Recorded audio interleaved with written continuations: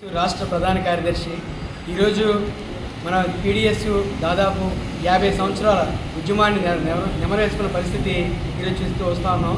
ఈ విద్యార్థి ఉద్యమం ప్రారంభం నుండి కూడా అనేక ఒడిదుడుకుల్ని కత్తిల వంతెన మీద నడిచినట్టుగా ఈ విద్యార్థి ఉద్యమం సాగింది. దీనిలో దాదాపు అనేక మంది అమరులను మనం కోల్పోయాం. కామెడి జార్జిరెడ్డి, జంపాల, శ్రీపాద శ్రీహరి, కోలా శంకర్, స్నేహలత, రంగవల్లి అనేక విద్యార్థి ఉద్యమాల్లో పనిచేసిన నాయకుల్ని మనం కోల్పోవాల్సి వచ్చింది.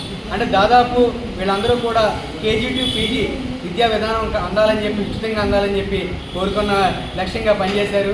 ఈరోజు దేశంలో కేంద్రంలో నరేంద్ర మోడీ ప్రభుత్వం నూతన జాతీయ విద్యా విధానాన్ని తీసుకొచ్చి ఈరోజు విద్యారంగాన్ని పూర్తి స్థాయిలో భ్రష్టు పట్టిస్తూ ఉన్నారు. దీనిలో భాగంగా ఈరోజు నూతన జాతీయ విద్యా విధానమే కాకుండా విద్యని కాషాయకరణ చేయడంలో ఈరోజు కేంద్ర ప్రభుత్వం చాలా దుర్మార్గమైనటువంటి ఆలోచనలు ఈరోజు తీసుకొస్తా ఉన్న పరిస్థితి మనం చూస్తూ ఉన్నాం. విద్యార్థి మెదడులోకి చెప్పించే విధంగా ఈరోజు కేజీ నుండి పీజీ వరకు కూడా యూనివర్సిటీల్లో అన్నింటిలో కూడా విద్యారంగాన్ని కాషాయమయం చేసే దిశగా ఈరోజు పనిచేస్తూ ఉన్నారు.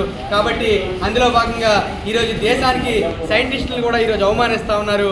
ఈరోజు సైంటిస్టులు కనుక ఏదైనా విమానాలు కనుక కనిపెట్టి ఇతర అంతరిక్షంలోకి వెళ్తున్న పరిస్థితి చూస్తూ ఉంటే వాళ్ళందరినీ కూడా ఈరోజు అవమానకరంగా మాట్లాడుతూ పూర్వం కాలంలోనే పుష్ప విమానాలు చూసాం మేము, ఈరోజు మీరు కనిపెట్టిదే ఉందని చెప్పేసి ఈరోజు ఎవరైతే శాస్త్రీయంగా పనిచేస్తున్న శాస్త్రవేత్తలు ఉన్నారో వాళ్ళందరినీ కూడా అవమానపరిచే విధంగా, కించపరిచే విధంగా ఈ దుర్మార్గమైన పరిపాలన సాగిస్తూ ఉన్నారు. కాబట్టి ఇప్పటికైనా సరే జీడీపీలో 6% కావాలని చెప్పేసి నిధులు మేము ఫైట్ చేస్తా ఉన్నాం.